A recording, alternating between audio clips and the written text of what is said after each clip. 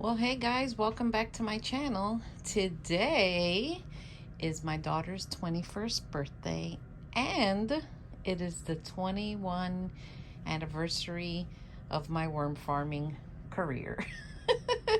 21 years today. It is so exciting. So this is what I'm doing. I got all my breeder bins empty here, but I have breeders in here. So what I'm doing is I'm taking off the bedding, putting it there. Then I'm gonna reset my breeders here with new bedding, and the bedding with the cocoons, I'm probably baby worms, I'm gonna put in the cocoon trays and put over here to hatch. And that's what we're doing today. Happy anniversary. So these breeder bins are harvested every 3 weeks, every 21 days approximately. Sometimes on the 21st day, if it's a day that I work, then obviously I can't do it that day, so I wait a day or two later until I'm off. And basically I just grab the bedding and go like that. Now I can put them through my sifter over here, but today I just feel like I don't know, I just feel like touching them. So we're gonna do it like this, and I get it done pretty fast. I put the TV on up there, I watch all your videos, and I watch my Bigfoot stuff. Okay, let me explain. I know there's a lot of new people here. For those of you that are new and don't really know me yet, I love Bigfoot. I love everything Bigfoot. I even have like a Bigfoot tattoo.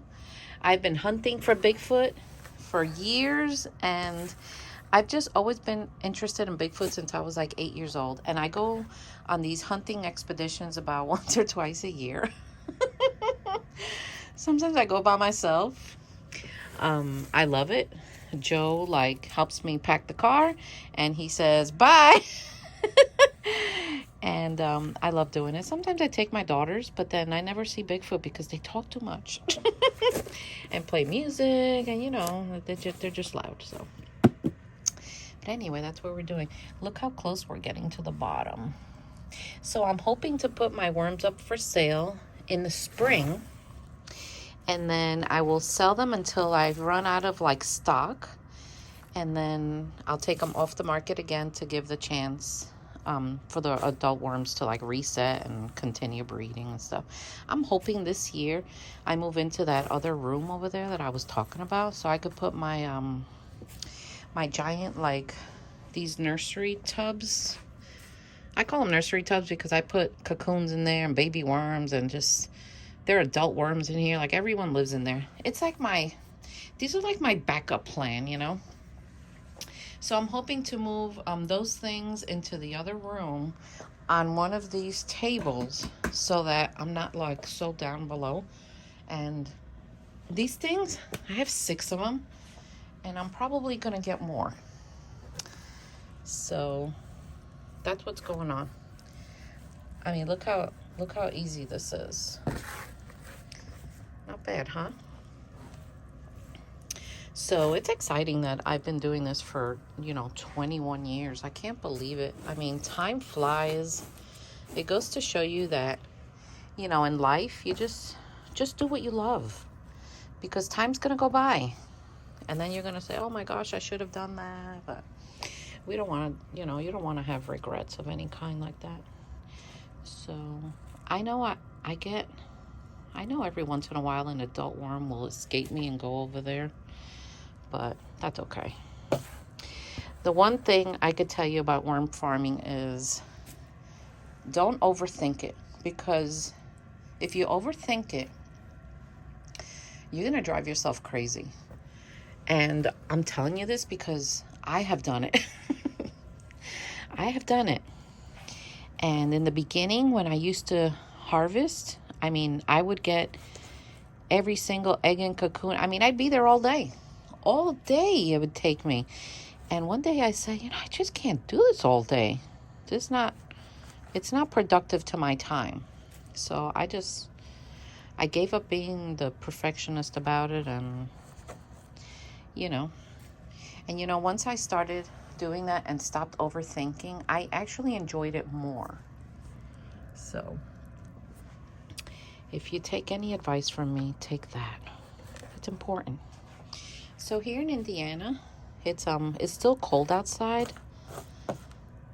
I think today we're getting like another cold front or something. I don't know. So when I'm down to this and I have the worms, I put the breeder worm somewhere else to wait until I go over here and set this up. And then I start working on this one. This one's the same thing. See how the top of it is dry? It's because I've left it uncovered a few days just to give me like a head start, you know? Because honestly, guys, this is so much easier to harvest when the bedding is a little drier.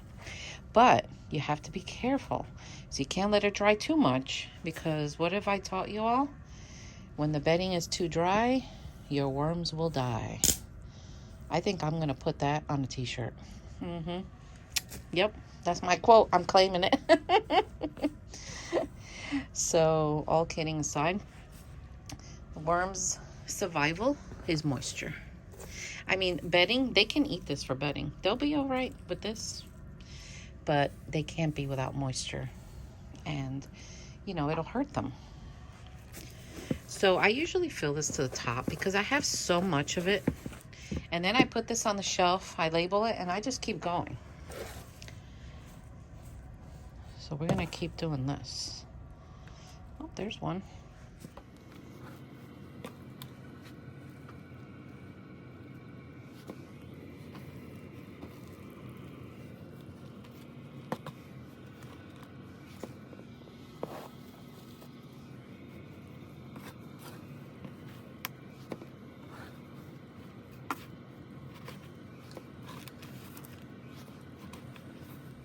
Okay, on this side, I'm getting close to the bottom.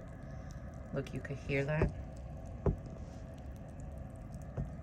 They make that moist sound. I love doing like shorts and putting that sound on there. And I don't edit the sound. That's the sound they actually make. People are like, oh, they make that sound. I said, yeah, because they're, you know, they're wet. Yeah. So I'll be making some new worm chow soon. So when I do that, I'll bring it with me. It's just hard because it's been like raining here, and I make worm chow outside, so it's hard for me to get out there. So that's why when I make worm chow, I make sure I make tons of it, so that if the weather, you know, gets crazy on me, I don't have to worry about it. And you know, if I ever run out of worm chow and I got worms to feed, I have a freezer in the basement, and I keep the bottom shelf full of frozen food scraps. So that's like my emergency backup plan, and I have done that. I just feed them food scraps, and they love it. They love it. Okay, so let me set up one of these other bins behind me so you can see how I do. So the bin behind me, let's do this one. I keep the plastic that I used before because it's the same species of worm. And then I decide, well, what am I putting in here? So, you know, I buy peat moss because naturally that's what most breeders use. But I have been known to do things a little different. I'm not usually the norm. So sometimes I'll use wood shavings or dried up leaves or even shredded cardboard. You can use stuff like that. And then when you sift it, if you don't want to use a sifter because it has like those pieces in it, just do it the way I do it behind me. And you can still do it that way, and you can still use whatever resources you have at hand, and they'll still breed for you. I mean, as long as you have the bin moist and you give them food and you don't pack this with a lot of worms, they will breed for you. If you put a pound of worms in here, it's too many. They're going to think they're crowded and they won't breed. And what they might do is even regulate their population, which means that some of them will die off just to make room for the others. So with this size bin, all my bins, I usually start with a 1/4 pound. And that has worked out for me. At the maximum, I'll put 1/2 pound, but I rarely go that high. And I have done different bins here with different weights just to test it out and experiment with it. And a 1/4 pound is the best one, I think. So now I add about almost a tablespoon of Dolomite lime. And I also add Azomite minerals. Because all these things are good for the worms and the worm bin. The Azomite gives them minerals.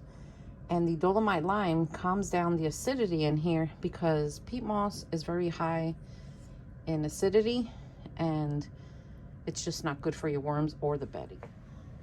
So here I have everything. I usually go like this a little bit before I put the worms in. You know, just to, I don't know, fluff it up a little. So the Dolomite lime isn't like hitting them on the skin. Then I go here. Let's say I have all this clean. And I take my worms and I go here.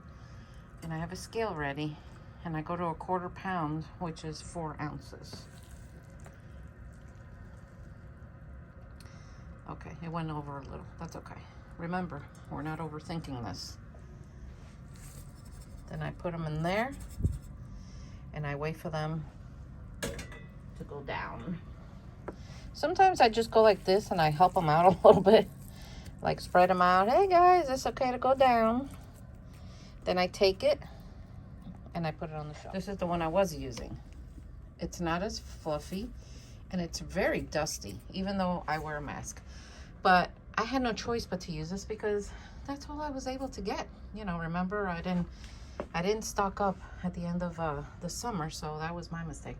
But anyway, I set this one up the way I told you, and I'm gonna set up one in a different way, and I'm gonna show you both ways that I do it. So this is another way I set up. So here I have that fluffy peat moss. Then I have a fistful of pine shavings, and I have a fistful of pre-composted manure. And then I still add my Dolomite lime and my minerals. And this is just another way that I like to set up bins.